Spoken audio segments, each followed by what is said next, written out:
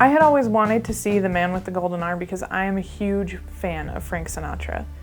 But there's no way I could have been prepared for the serious, heavy drama ahead. I think the first thing that needs to be said about this film is that it is very intense. This is not an old movie that's for kids.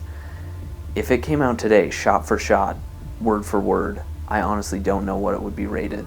It is very explicit in the way it deals with drugs for the time, and it is some of the most amazing performances out of the cast members that you will ever see. It's a very, very candid look at drug addiction, and in fact, I don't think I've ever seen a better treatment of the subject. It really kind of opened my eyes to some things I hadn't considered before. The Man with the Golden Arm is a Frank Sinatra film that was made in 1955, and it follows Frank Sinatra's character as he struggles with a heroin addiction.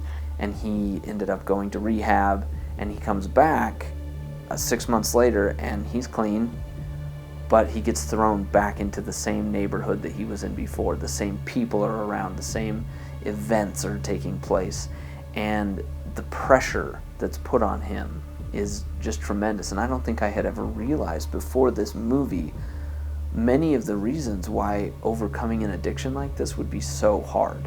The Man with the Golden Arm is a really important movie for us to have about the 1950s. A lot of movies that were about the 50s, made in the 50s, portrayed life as pearls and high heels and home-cooked meals and happy family life. And there was a lot of that going on. The 50s was a relatively happy time period, but that's what Hollywood wanted the public to see. They didn't want them to see the nitty-gritty. They didn't want them to see violence. They didn't want them to see drug abuse. So Man with the Golden Arm was kind of a bit of a shock, and that's why it wasn't approved initially. To see someone in the process of getting shot up with heroin, pretty much, that was really intense. And it's important for us to understand that those kind of things were going on in the 50s, even though Hollywood didn't necessarily let us see that. This movie did, I believe, win an Academy Award, but not for any of the things you'd think, but for set design. When you watch the movie, you would think, well, this looks like a set. It doesn't look like a real place. And I believe that was done intentionally. I think this is why it won the award, because it actually makes you feel a certain claustrophobia, which is very similar to what Frankie Machine is feeling. And although the set, you know it's a set, it is really beautifully done and really contributes to the overall meaning of the movie, in my opinion. The movie was also nominated for Best Music. The music in this film was crazy cool. It was really, really intense. More intense than you would think for a movie like this. I mean, you would have expected it to be an action thriller where you're chasing people down with guns because of how intense the music was.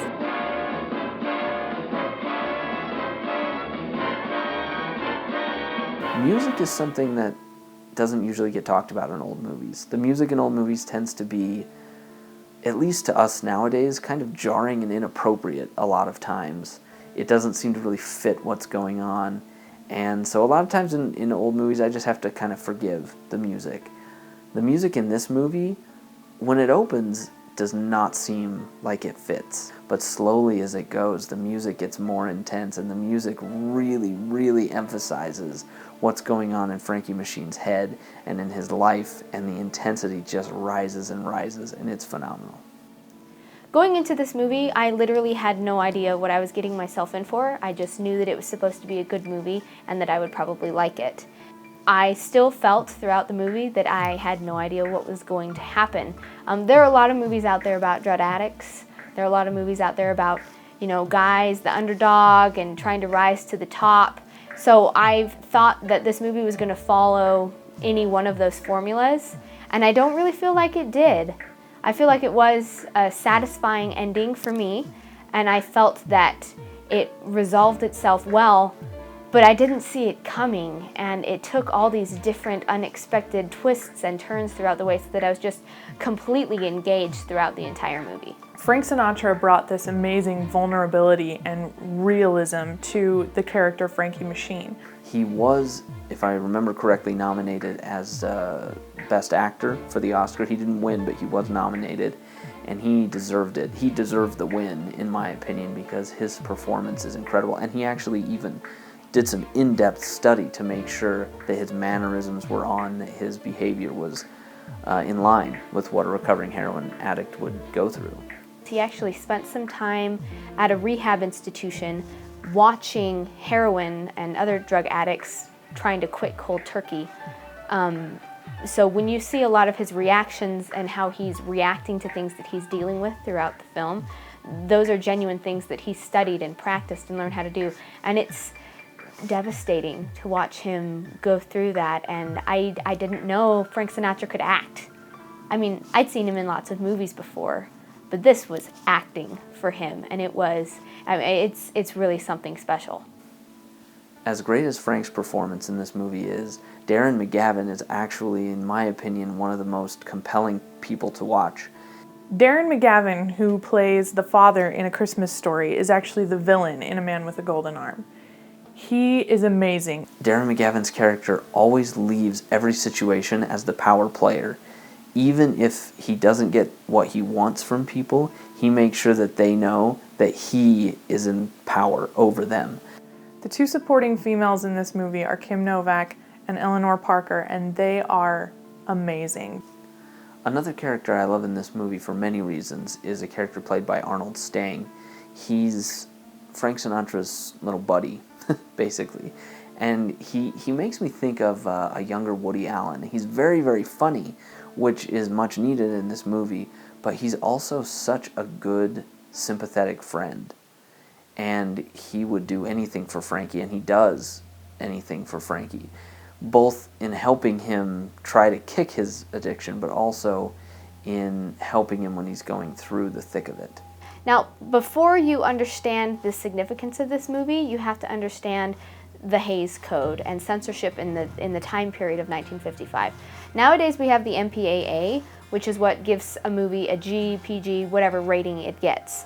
Before the MPAA came along, we had what was called the Hays Code, and they either said, yes, your movie's good to go, or no, sorry, we're not giving this movie our seal. The Man with the Golden Arm, because of how it deals with a heroin addiction, like dealing with drugs, that sort of thing was not okay to show in movies in 1955. So it did not get the Hays Code seal of approval when it was made. It did get the seal about a year later when they made some adjustments to the code because it was that good of a movie. Another thing I love about this movie is that the book it's based on ends in a very dark place, which is not something, in my opinion, recovering addicts need. This movie, while slightly unrealistic in the way that it ends, I think gives hope, which is something that's much more important to people in this situation.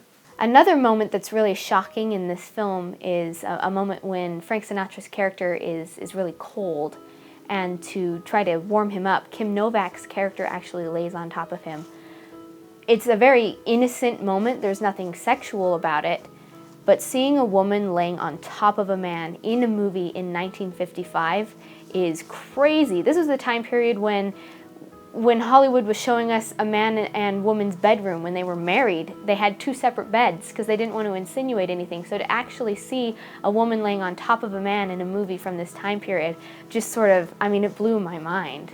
I would give this movie 4 stars, easily. The only reason that I take away the 5th star is that the ending is a little bit too peachy. It's still rough. Things aren't perfect or anything, but the ending wraps up a little bit nicely. But it was the 50s, so I think they kind of had to do that. That being said, it really is a 4, almost a 5-star film. I would give this movie 5 stars, although I'm probably a little bit biased because I do love Frank Sinatra. But I don't feel like there's any way in which this movie could have been improved upon. I feel like they did everything that they could have possibly done for this story. The actors, the writing, the directing, everything was just perfect. There's no way they could have brought out more emotion from you. I would give The Man with the Golden Arm 4 stars. I'm only not giving it the 5-star because there were a few moments in the movie that made me extremely uncomfortable. Drug use makes me very uncomfortable, and it's not the kind of movie that I'm just going to sit down and watch time and time again, but it was an amazing film. Frank Sinatra got nominated for Best Actor for the 1956 Academy Awards, and he was up against some stiff competition that year. James Dean for East of Eden and Spencer Tracy. Frank Sinatra and Marlon Brando were both offered this role, but Frank Sinatra jumped at the chance because he didn't want to get beat out by Marlon Brando. The Man with the Golden Arm was released in 1955, but it wasn't eligible for awards until the next year because it violated the Hays Code. Since you're going into this movie knowing that Frankie Machine is addicted to drugs, I'm going to help you out a little bit. Frequently, they refer to Frankie as a dealer or the dealer. They're not talking about him dealing drugs. He's a dealer in this shady underground poker circuit. In the book that this movie is based on, Frank Sinatra's name is mentioned twice in the book. The movie poster for The Man with the Golden Arm is actually considered one of the best movie posters of all time.